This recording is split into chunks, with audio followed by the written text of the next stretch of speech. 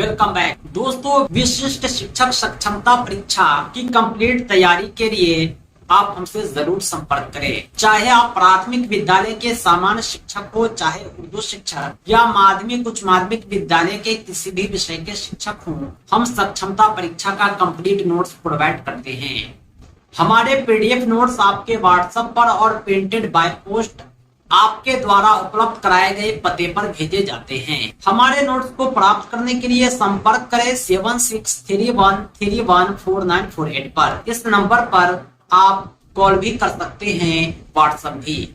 हम इस सक्षमता परीक्षा की कंप्लीट तैयारी कराते हैं और हमारे नोट्स आपकी सफलता के लिए पर्याप्त हैं। आज की इस वीडियो में हम सामान्य शिक्षकों के लिए तैयार किए गए सक्षमता टेस्ट 1 के कंप्लीट सॉल्यूशन को देखेंगे। यह सक्षमता परीक्षा हेतु मॉडल प्रैक्टिस सेट है जिसमें हम 100 प्रश्नों को सॉल्व करने वाले हैं। आइए हम शुरुआत करते हैं और एक एक प्रश्नों को सॉल्व करते हैं। पहला सवाल है, निम्न शब्दों में कौन सा शब्द संज्ञा है? 4 ऑप्शन दिए गए हैं, सही क्या होगा? संज्ञा उसे कहते हैं जो नाम हो, चाहे व्यक्ति, स्थान, वस्तु का नाम हो। क्रोध जो है ये संज्ञा होता है। बाकी जो शब्द हैं ये सब संज्ञा नहीं है। कोई विशेषण है तो कोई कुछ और, यानी सही जवाब हो जाएगा ऑप्शन बी।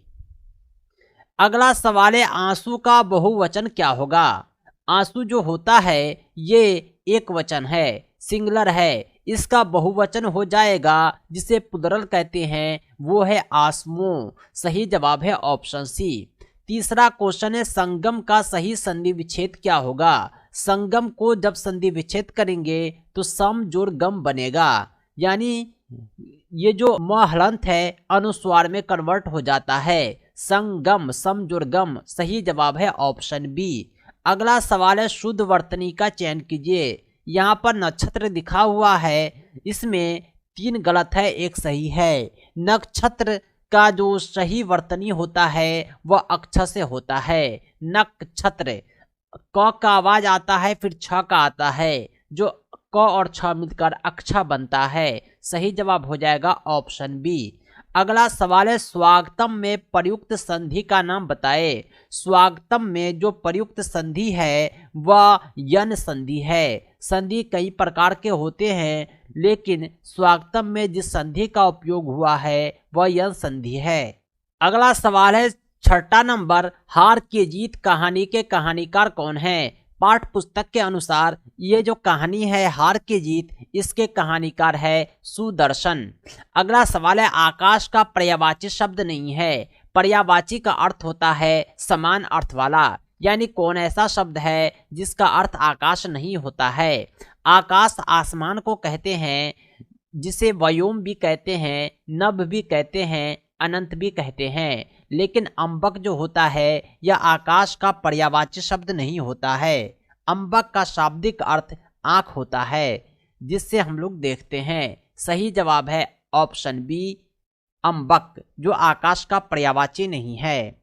अगला सवाल है 8 नंबर, विश्वामित्र का सही संधि विच्छेद क्या होगा?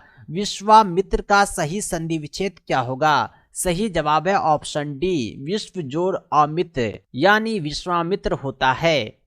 अगला सवाल है 9 नंबर, दिए गए शब्दों में भिन्न अर्थ वाला शब्द तलाशिए। यानी 4 शब्द दिए हुए हैं, 3 का अर्थ एक दूसरे से मिलता है, चौथा जो है भिन्न अर्थ रखता है। आत्मजा, नंदिनी, कन्या, इस तीनों का अर्थ जो होता है वो बेटी के होता है, जबकि भार्या जो कहते हैं पत्नी को कहते हैं। यानी ऑप्शन सी जो है बाकी तीनों से अलग है, भिन्न अर्थ रखता है। सही जवाब हो जाएगा ऑप्शन सी। अगला सवाल है, किस शब्द की रचना प्रत्यय से हुई है? प्रत्यय उसे कहते हैं जो शब्द के बाद में लगकर नया शब्द बनाता है। अगर आप ऑप्शन को गौर से देखेंगे तो यहाँ 3 शब्द दिया हुआ है। अभियोग में अभि उपसर्ग का प्रयोग हुआ है। व्यायाम में याम शब्द में व्या उपसर्ग का प्रयोग हुआ है। अपमान में अप उपसर्ग का प्रयोग हुआ है। यहाँ प्रत्यय कोई नहीं है। सही जवाब हो जाएगा ऑप्शन डी। अगला सवाल है, उर्वर का विलोम शब्द है। उर्वर का उल्टा क्या होता है? उर्वर का जो अर्थ होता है वो होता है उपजाऊ। इसका ठीक उल्टा हो जाएगा ऊसर। इसका अर्थ होता है बंजर। सही जवाब है ऑप्शन सी।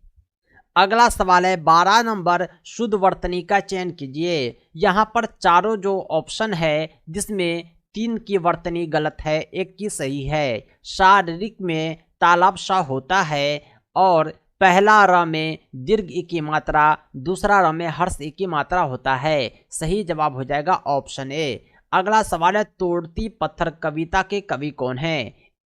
बहुत ही मशहूर कविता है तोड़ती पत्थर। इस कविता के कवि है सूर्यकांत त्रिपाठी निराला। सही जवाब हो जाएगा ऑप्शन सी।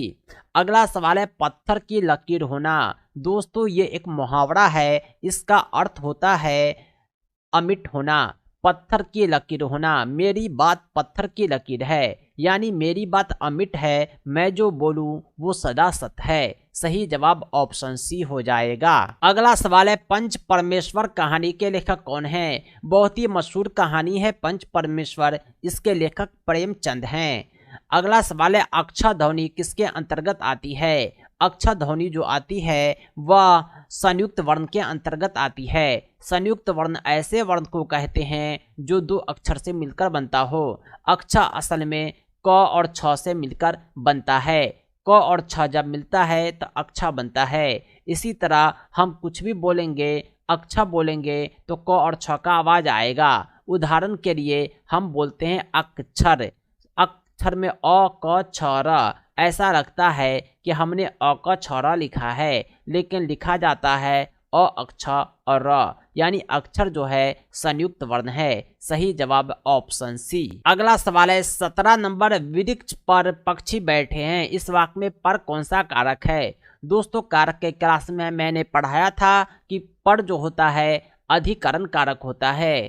कर्ता ने कर्म को करण से, संप्रदान को के लिए, अपदान में पर, अधिकरण पर, यानी जो है अधिकरण कारक हो जाएगा। सही जवाब है ऑप्शन डी।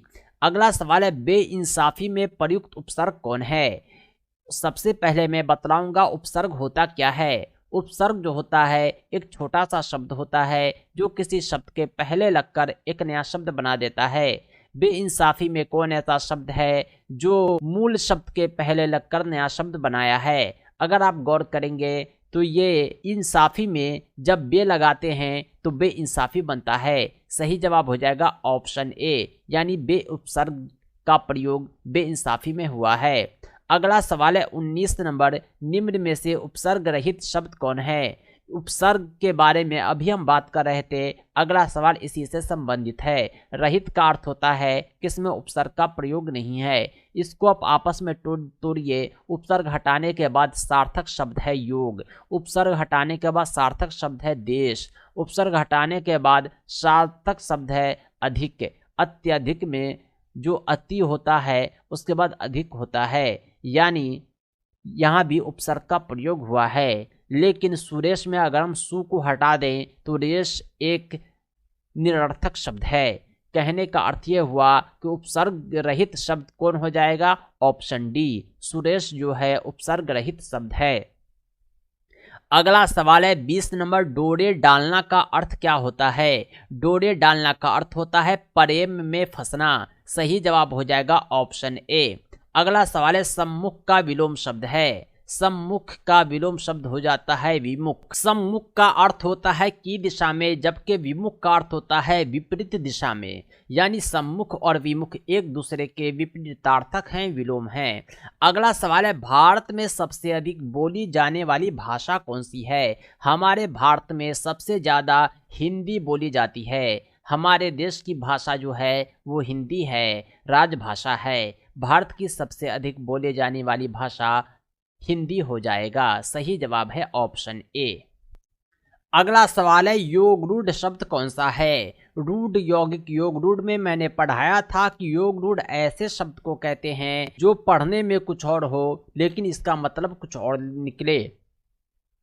ठीक उसी प्रकार लंबोदर भी है। ये लंबोदर का अर्थ कुछ और होता है। जो गणपति गणेश को अंकित करता है, यानी ये एक तीसरा अर्थ दे रहा है, इसलिए यह योग रूढ़ हो जाएगा। अगला सवाल है, विशेष व्यक्ति स्थान वस्तुओं का नाम होता है। विशेष व्यक्ति स्थान वस्तुओं के नाम को व्यक्तिवाचक संज्ञा कहते हैं।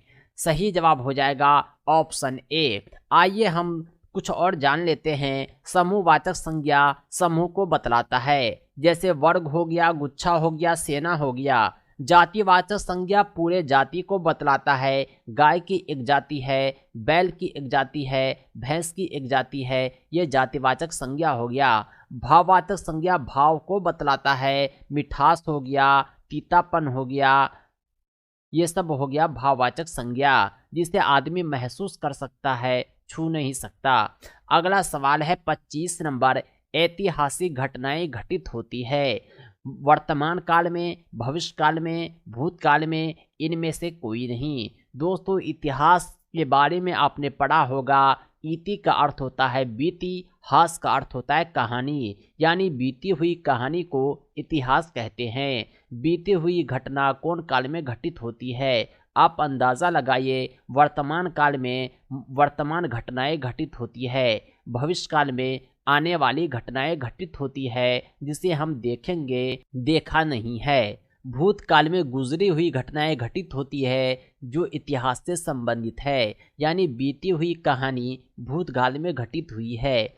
इतिहास के पन्नों में आपने जो कुछ भी पढ़ा है, आप गौर करेंगे वह भूतकाल की घटना होगी।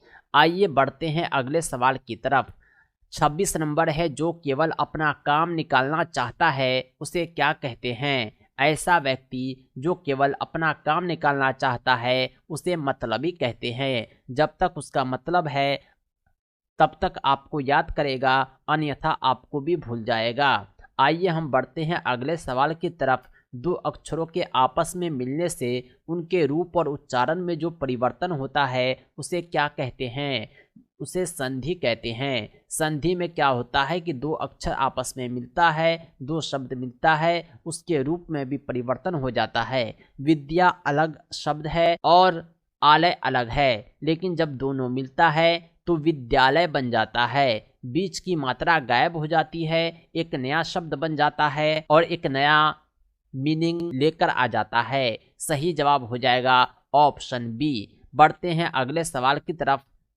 28 नंबर सवाल है। दोस्तों, अगला सवाल है 28 नंबर, x/5 बराबर 12। इसमें x का वैल्यू क्या हो जाएगा? आइए इसे हम सॉल्व करके दिखलाते हैं। यहाँ देख लीजिए, x/5 का वैल्यू 12 है, तो x का वैल्यू क्या हो जाएगा? जब x के नीचे 5 हो तो x का वैल्यू 12 गुने 5 हो जाएगा। 12 से 5 को गुना करेंगे, 12 पंचे 60। सही जवाब हम तलाशते हैं ऑप्शन में। सही जवाब है ऑप्शन सी, यानी x/5 बराबर 12, तो x का वैल्यू 12 पंचे 60। अगला सवाल है, किसी चतुर्भुज के चारों कोनों का योग कितना होता है? चतुर्भुज उसको कहते हैं जो 4 भुजाओं से घिरा हुआ हो, उसमें 4 कोण हो। चतुर्भुज के जो 4 कोण होते हैं, इसका योग 360 डिग्री होता है। सही जवाब हो जाएगा ऑप्शन बी। अगला सवाल है, निम्न में कौन 11,1111 का प्रतिनिधित्व करता है? 4 ऑप्शन है, इसमें आप किसे 11,1111 मानेंगे? अगर हम किसी को गिनेंगे तो दाएं साइड से गिनेंगे। इकाई, दहाई, सैकड़ा, हजार, 10,000, लाख, ये हो नहीं सकता। अगला है ग्याई, दहाई, सैकड़ा, हजार, 10,000, लाख, 10 लाख, करोड़, ये भी नहीं है। इसे भी आप गिन कर देख लीजिए। इकाई, दहाई, सैकड़ा, हजार, 10,000, ये है 11,111। आइए इसे हम सॉल्व करते हैं। ये थोड़ा कॉम्प्लिकेटेड क्वेश्चन है, आसानी से लेकिन सॉल्व करेंगे। यहाँ आप देख पा रहे होंगे 11,1111, मैंने इसे लिख लिया है। एक तरफ 11,000 लिखा और दूसरी तरफ 1111 लिखा है। इसे आपस में जब जोड़ेंगे तो ये 12,111 प्राप्त होता है। यानी कहने का अर्थ ये है कि 11,1111 का प्रतिनिधित्व कौन कर रहा है? 12,111 कर रहा है। अगला सवाल है 31 नंबर, निम्न में कौन सी संख्या आरोही क्रम में व्यवस्थित है? दोस्तों सबसे पहले मैं बतलाना चाहूंगा कि आरोही क्रम क्या होता है। आरोही क्रम को बढ़ते क्रम कहते हैं। इसमें सबसे पहले छोटी संख्या को, उसके बाद उससे बड़ी को, फिर उससे बड़ी को व्यवस्थित करते हैं, यानी यह ऊपर की तरफ बढ़ता जाता है। इसे ही कहते हैं आरोही क्रम। ऑप्शन में जब आप देखेंगे चारों संख्या को, तब आप आसानी से पहचान पाएंगे कि इसमें कौन आरोही क्रम में है। इधर आप देख लीजिए सबसे छोटी संख्या कौन है। सबसे छोटी संख्या यहाँ 1011 है। 1011 के जो ठीक बाद की संख्या है वो 1101 है। उसके बाद 1110 है, फिर 1111 है। यानी यहाँ सबसे छोटा, फिर उससे बड़ा, फिर उससे बड़ा, फिर उससे बड़ा, ये जो है बढ़ते क्रम में व्यवस्थित है। ये आरोही क्रम में व्यवस्थित है। सही जवाब हो जाएगा ऑप्शन बी। अगला सवाल है, एक टोकरी में 4 दर्जन केले हैं। इस प्रकार के कुल 7 टोकरी में कितने केले होंगे? यानी एक टोकरी है, इसके अंदर जो है केले रखे हुए हैं। कहा गया है कि एक टोकरी में 4 दर्जन केले हैं, 7 टोकरी में कितने केले होंगे? आइए हम इसे सॉल्व करते हैं। एक तो टोकरी थी, उसमें केले कितने थे? 4 दर्जन। 4 दर्जन का अर्थ होता है 12 चौके 48 केले, यानी 48 केले यहाँ मौजूद थे। 7 टोकरी में कितने केले हो गए? एक टोकरी में जब 48 है तो 7 टोकरी में 48 गुने 7 यानी 336 केले मौजूद हैं। सही जवाब यहाँ हो जाएगा ऑप्शन। अगला सवाल है, 8 सैकड़ा 7 दहाई 9 इकाई को अंकों में कैसे लिखेंगे? दोस्तों इस प्रश्न को भी बहुत आसानी से सॉल्व किया है। यहाँ 8 सैकड़ा है, यहाँ 7 दहाई है, यहाँ 9 इकाई है। इकाई को हमने 1 से गुना किया, दहाई को 10 से गुना किया, सैकड़ा को 100 से गुना किया। जब सबको आपस में जोड़ेंगे आप तो 800 प्लस 70 प्लस 9 879 प्राप्त हो जाएगा। सही जवाब ऑप्शन सी है। अगला सवाल है, 520 में 5 का स्थानीय मान क्या है? दोस्तों स्थानीय मान स्थान के अनुसार बदलता रहता है। 520 में जब आप देखेंगे तो 5 का स्थानीय मान 500 हो जाएगा, क्योंकि 5 के बाद 2 अंक है, 5 पर 2 जीरो हम बैठा देंगे। स्थानीय मान इसी तरह निकालते हैं, जिस अंक का स्थानीय मान पूछा जाए आप देखें कि उसके बाद कितने अंक हैं, जितने अंक हो उतना जीरो बैठा देंगे। सही जवाब ऑप्शन बी।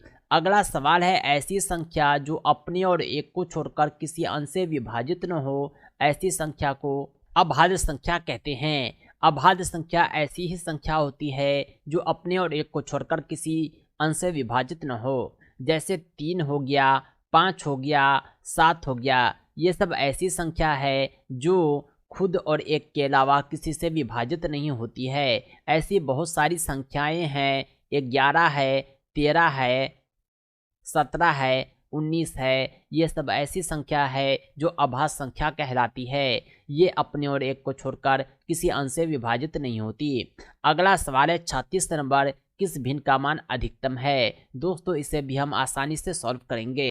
दोस्तों इस तरह के प्रश्न में आप देखें कि 13/13 का वैल्यू 1 होता है। किसी संख्या को 0 से भाग देते हैं तो ये इन्फिनाइट हो जाता है। किसी संख्या को 1 से भाग देते हैं तो उतना ही रहता है। 1/13 तो काफ़ी छोटा है, 1 का 13वां हिस्सा। सबसे बड़ा कौन है? ऑप्शन सी है। अगला सवाल है, लंबवत बनने वाला कौन है? ऐसा कोण जो लंबवत बने, ये 90 डिग्री होता है। इसे समकोण कहा जाता है। सही जवाब हो जाएगा ऑप्शन डी। कहीं पर प्लेन सरफेस पर खूंटा हो तो वो 90 डिग्री का कोण समकोण बनाता है। अगला सवाल है, 38 नंबर, यहाँ पर 4 जो है संख्या दिया हुआ है। इसमें सबसे छोटा कौन है, इसकी पहचान करना है। सबसे छोटा कौन हो जाएगा आप खुद देखकर पता कर सकते हैं, लेकिन मैं आपको ये बतला दूं कि 0 के बाद जितना ज़्यादा डिजिट रहेगा वो उतना छोटा माना जाता है, और 0 के बाद अगर शुरुआती 0 हो तो वो छोटे में गिनती हो जाएगा। यहाँ आप देखें काफ़ी 0 है, इसलिए ये छोटा हो जाएगा। यहाँ पर 3 ठो 0 आता है 0 पॉइंट के बाद, इसलिए ये छोटा हो जाएगा। अगला सवाल है 39 नंबर, 11/7 में से 4/7 को घटाते हैं।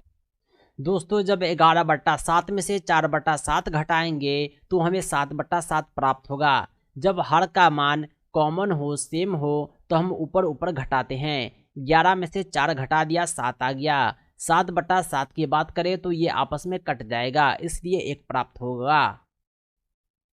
सही जवाब हो जाता है ऑप्शन ए।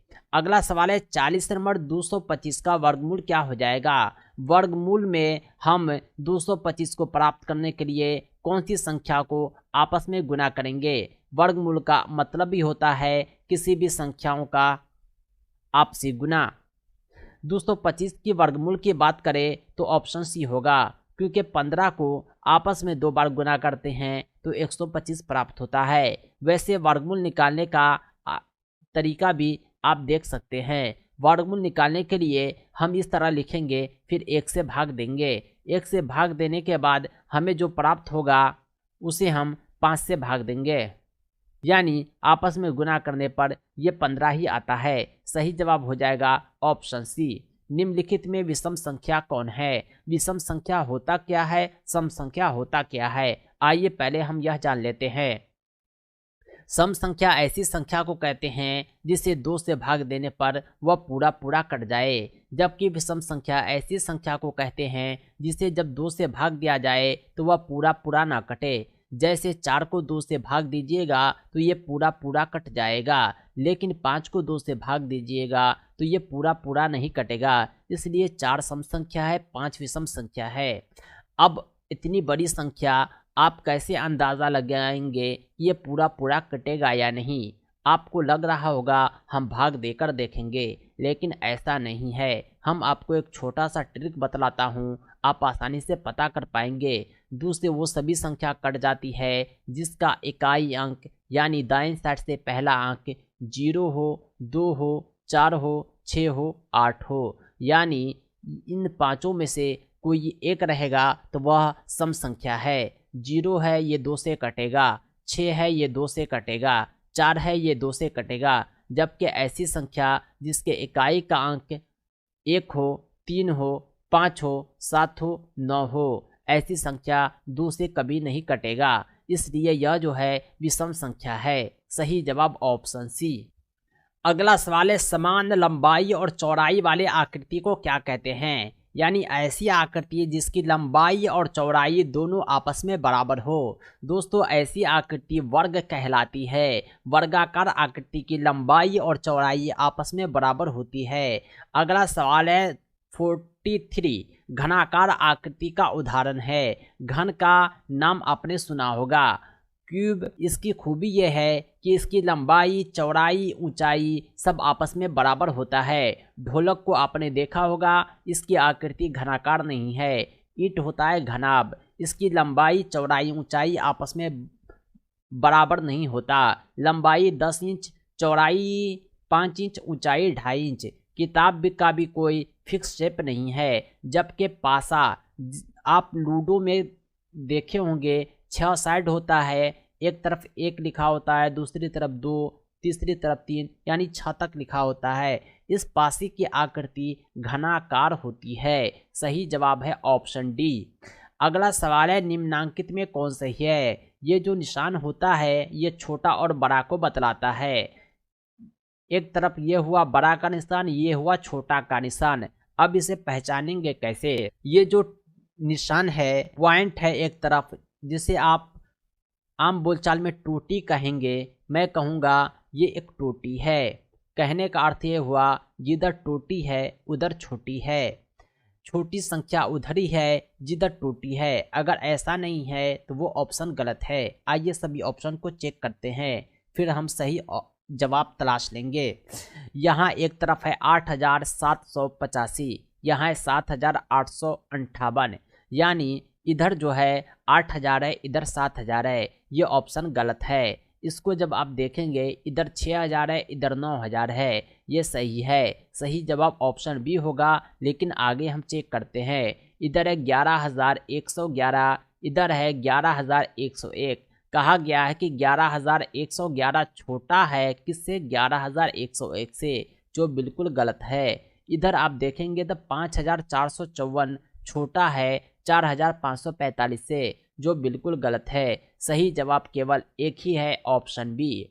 अगला सवाल है 45 नंबर, 18/1000 को दशमलव में बदलने पर क्या प्राप्त होगा।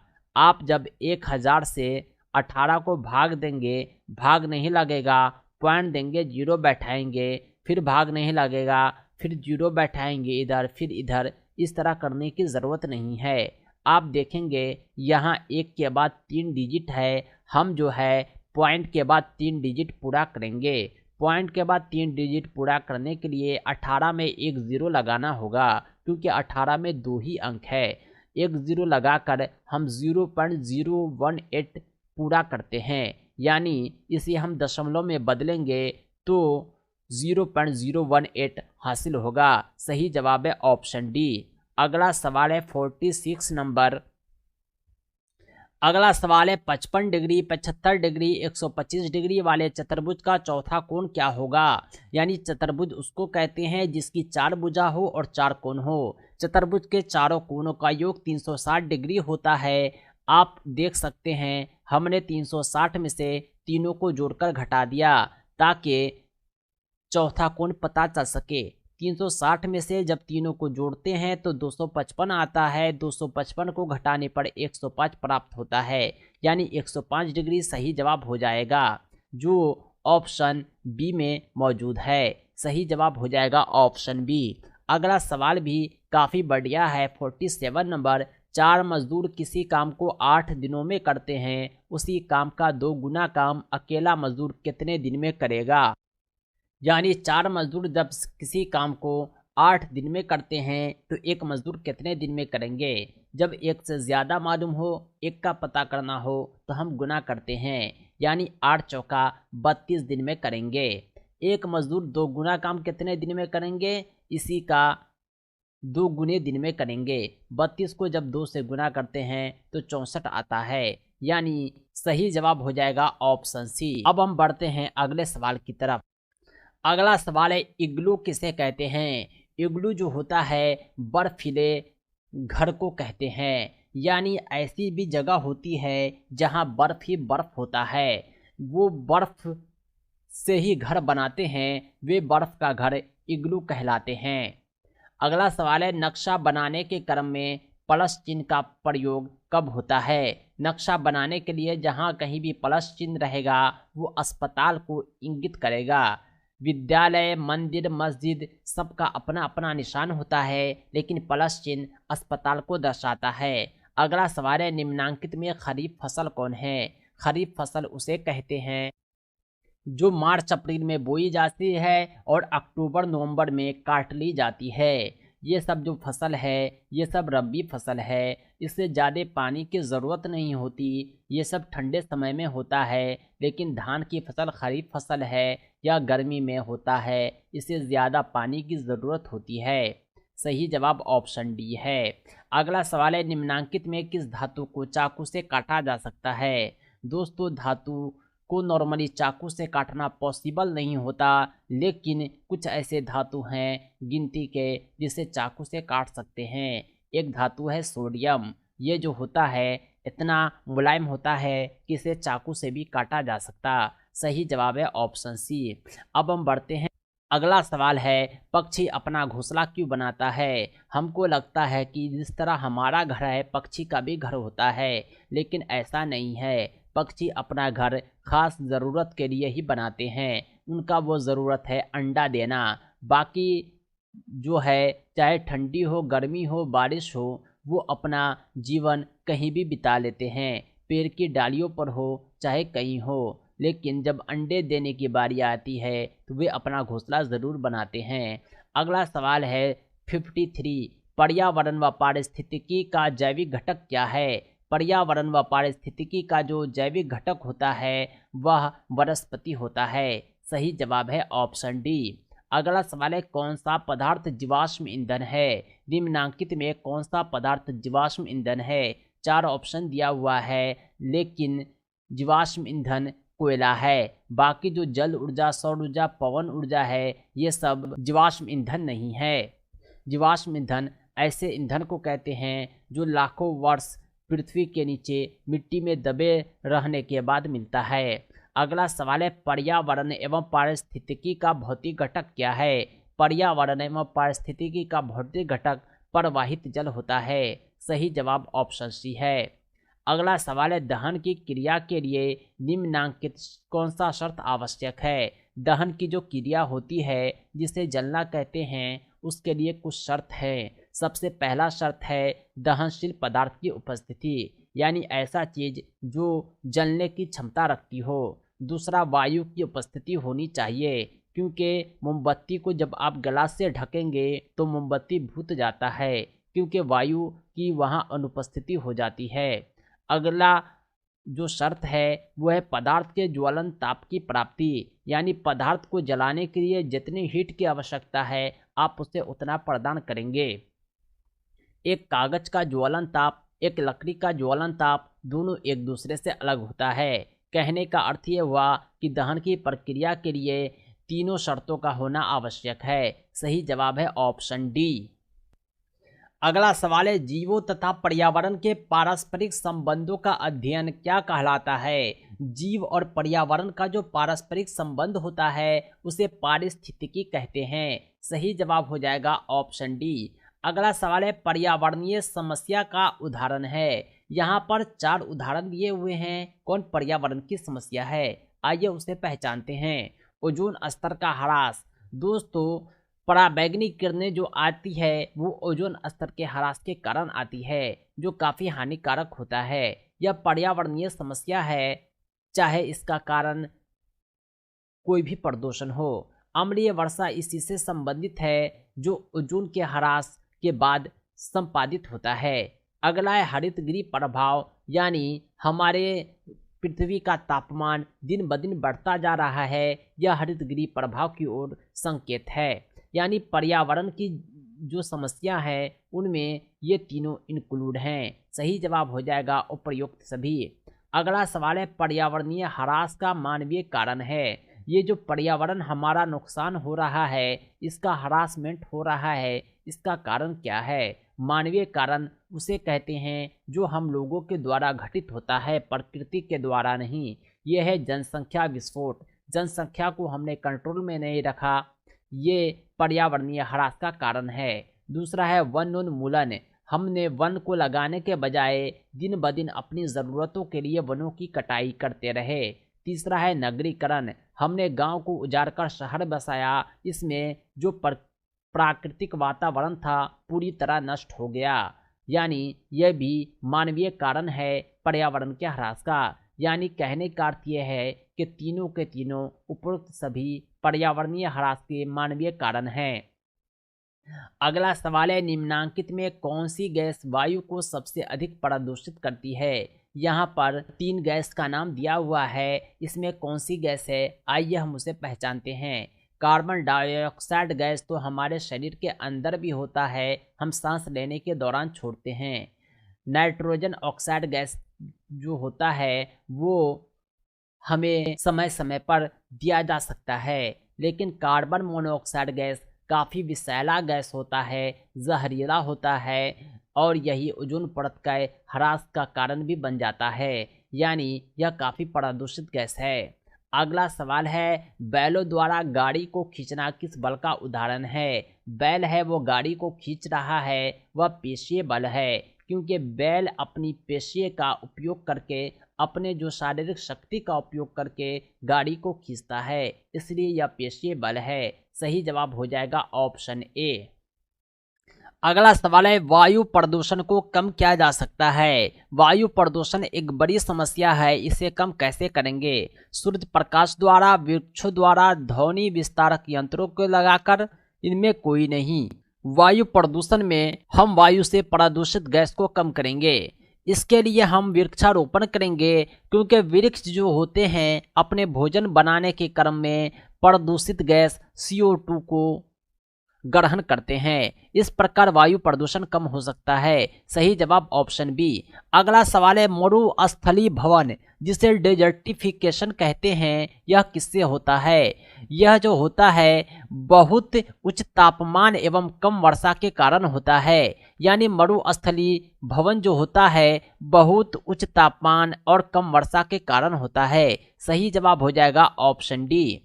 अगला सवाल है 64 नंबर, महासागरों में जल स्तर वृद्धि का कारण क्या है? महासागर में जो जल स्तर में वृद्धि होता है उसका मेन कारण है ध्रुवीय प्रदेश में बर्फ का पिघलना। जब ध्रुवीय प्रदेश में बर्फ पिघलता है तो वह पानी नदी में आता है, नदी के बाद समंदर में चला जाता है, समंदर जो महासागर से मिलता है, इसलिए इसके स्तर में वृद्धि हो जाता है। सही जवाब हो जाएगा ऑप्शन सी।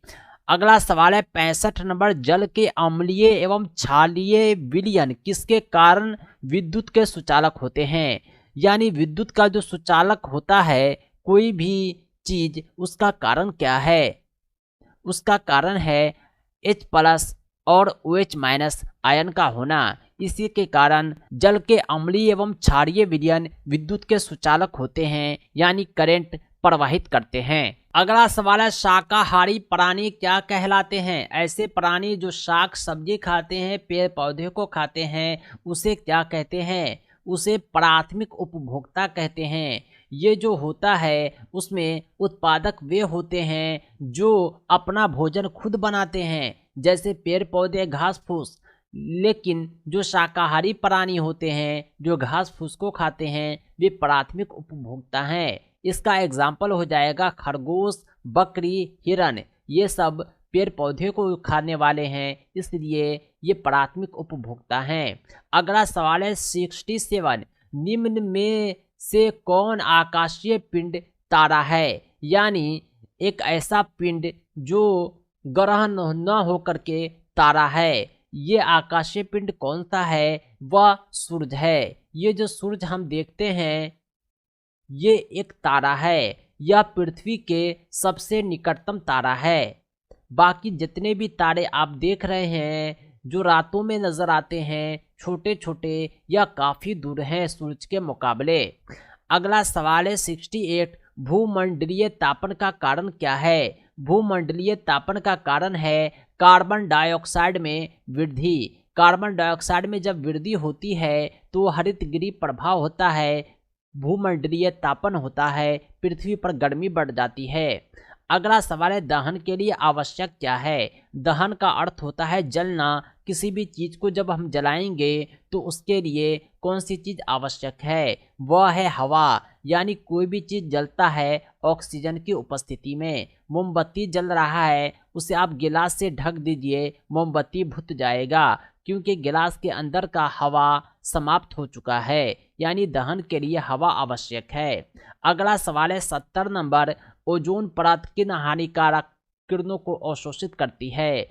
हमारे जो वायुमंडल है उसमें एक ओजोन मंडल होता है। यह एक हानिकारक किरण को अवशोषित करती है। उस किरण का नाम है पराबैंगनी किरण। जब पराबैंगनी किरण धरती पर आ जाती है तो बहुत खतरनाक बीमारी जैसे स्किन कैंसर वगैरह को जन्म देती है।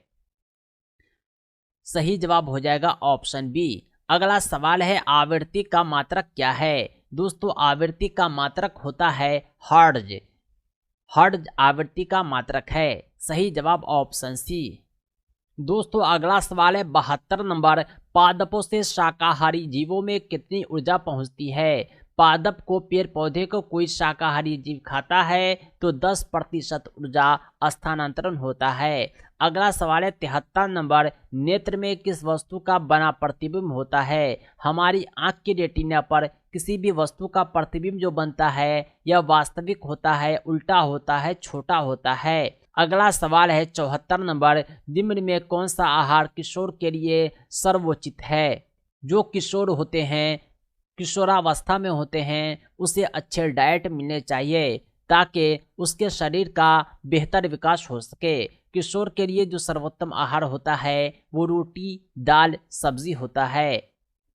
सही जवाब ऑप्शन बी। अगला सवाल है भारतीय वन अनुसंधान संस्थान कहाँ है? भारतीय वन अनुसंधान संस्थान का मुख्यालय देहरादून में है, जो उत्तराखंड की राजधानी है। सही जवाब हो जाएगा ऑप्शन ए। अगला सवाल है भारत में मताधिकार की आयु कितनी है? भारत में मताधिकार की आयु 18 वर्ष है। अगला सवाल है शेर किस वर्ग में सम्मिलित होता है? शेर जो है वह तृतीयक उपभोक्ता होता है। तृतीयक उपभोक्ता उसको बोलते हैं जो द्वितीयक उपभोक्ता को खाता है। शेर जो है किसी भी ऐसे जानवर को खा लेता है जो खुद मांसाहारी हो, यानी शेर जो है तृतीयक उपभोक्ता हुआ। अगला सवाल है 78 नंबर, भारत देश का संविधान कब लागू हुआ? हमारे देश का संविधान 26 जनवरी 1950 को लागू होता है। वैसे मैं आपको ये बतला दूं कि हमारे देश का संविधान 26 नवंबर 1949 को बनकर पूरी तरह तैयार हो गया था। और बात करूं 15 अगस्त 1947 की, इस दिन हमारे देश को आज़ादी मिली थी, यानी इसमें सही जवाब हो जाएगा ऑप्शन बी। हमारे देश का संविधान 26 जनवरी 1950 को लागू होता है। अब बढ़ते हैं अगले सवाल की तरफ, जो शिक्षण शास्त्र से लिए गए हैं। 79 नंबर क्वेश्चन है, एक बहुसांस्कृतिक कक्षा में आप एक भाषा शिक्षक के रूप में किस बात को अधिक महत्व देंगे? एक ऐसी कक्षा जिसमें अलग अलग समाज से बच्चे आए हुए हैं, हम भाषा शिक्षक हैं, हम क्या करेंगे? बच्चों को भाषा के प्रयोग का अधिक से अधिक अवसर देंगे। ऐसा करने से क्या होगा कि सभी बच्चे एक दूसरे की भाषा को सुनेंगे और कुछ ना कुछ ग्रहण करेंगे, सीखेंगे, क्योंकि बच्चे जो सीखते हैं अनुकरण करके सीखते हैं। अगला सवाल है हिंदी भाषा के शिक्षक के रूप में आपके लिए सबसे कम महत्वपूर्ण क्या है? हिंदी भाषा शिक्षक के रूप में सबसे कम महत्वपूर्ण है संवैधानिक मूल्यों की जानकारी, क्योंकि नियम कानून के अनुसार आप भाषा की शिक्षा नहीं दे सकते हैं। बच्चों के जो सांस्कृतिक वातावरण है उसके हिसाब से भाषा की शिक्षा दी जाती है। व्याकरणिक नियमों की जानकारी होनी चाहिए। लड़का पढ़ता है, लड़की पढ़ती है, पढ़ता और पढ़ती का जो कॉम्बिनेशन है इसे व्याकरणिक नियम कहते हैं। भाषा कौशल का ज्ञान होना चाहिए। भाषा के जो कौशल हैं, सुनना, लिखना, पढ़ना, बोलना, इसके पर आपकी पकड़ होनी चाहिए। भाषा प्रयोग की क्षमता का विकास, भाषा का प्रयोग हम कब करेंगे, कौन से शब्द कब बोलेंगे, इसकी जानकारी अनिवार्य है। अगला सवाल है 81 नंबर, पढ़ाते समय सामान्य कक्षा में अध्यापक का सर्वाधिक ध्यान किस मनोवैज्ञानिक तथ्यों पर होना चाहिए? पढ़ाते समय जो कक्षा में अध्यापक होते हैं उसका ध्यान व्यक्तिगत विभिन्नता पर होना चाहिए। सही जवाब हो जाएगा ऑप्शन सी, क्योंकि कक्षा में जो भी बच्चे हैं उसमें आपस में विभिन्नता ज़रूर होती है और उसी विभिन्नता को ध्यान में रखकर हम बच्चे को पढ़ाएंगे। कोई मंद बुद्धि है तो उसे हम ज़्यादा समझाएंगे, अधिक उदाहरण देंगे। अगला सवाल है 82 नंबर, अपनी कक्षा में समावेशी माहौल का निर्माण करने के लिए आप किस बात को सबसे अधिक महत्वपूर्ण मानते हैं? समावेशी शिक्षा का अर्थ ये होता है कि सभी प्रकार के बालकों को एक साथ शिक्षा देना, मंद बुद्धि हो चाहे तेज हो, चाहे वो विकलांग हो, चाहे जैसे भी बालक हों, सबकी शिक्षा एक साथ होनी चाहिए। विभिन्न प्रकार के दृश्य श्रव्य संसाधनों का आवश्यकता अनुसार उचित प्रयोग, क्योंकि समावेशी शिक्षा में आप तभी शिक्षा दे पाएंगे जब अलग अलग दृश्य श्रव्य संसाधनों का आवश्यकता अनुसार प्रयोग करेंगे। अगला सवाल है 83 स्पीयरमैन के अनुसार तर्क करने की क्षमता और समस्या समाधान करने की क्षमता क्या कहलाती है? स्पीयरमैन महत्वपूर्ण मनोवैज्ञानिक थे। इसके अनुसार जो तर्क करने की क्षमता और समस्या समाधान करने की क्षमता होती है उसे जी कारक कहा जाता है। सही जवाब हो जाएगा ऑप्शन बी। अगला सवाल है 84 उच्च प्राथमिक स्तर पर मुहावरे लोकोक्तियों के शिक्षण के संबंध में आपके लिए सर्वाधिक महत्वपूर्ण कौन है? उच्च प्राथमिक बोलते हैं कक्षा 6 से 8 को।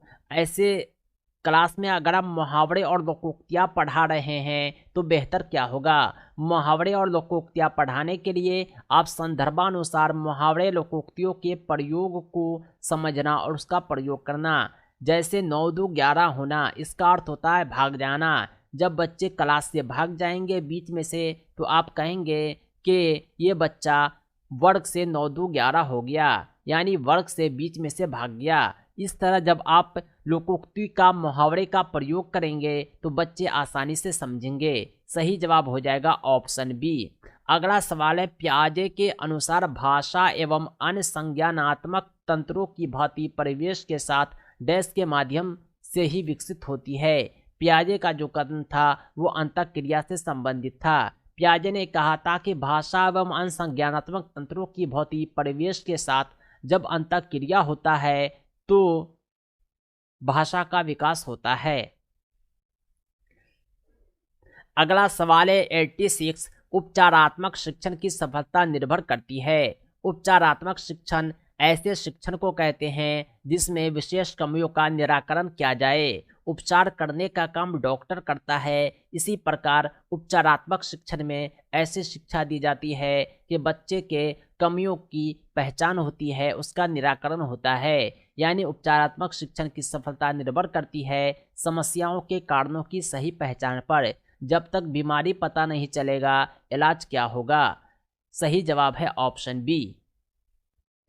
अगला सवाल है, बोलना कौशल में महत्वपूर्ण है। दोस्तों कौशल 4 प्रकार के होते हैं, सुनना, बोलना, पढ़ना, लिखना। बोलना कौशल में जो सबसे महत्वपूर्ण होता है संदर्भ एवं स्थिति के अनुसार बोलना।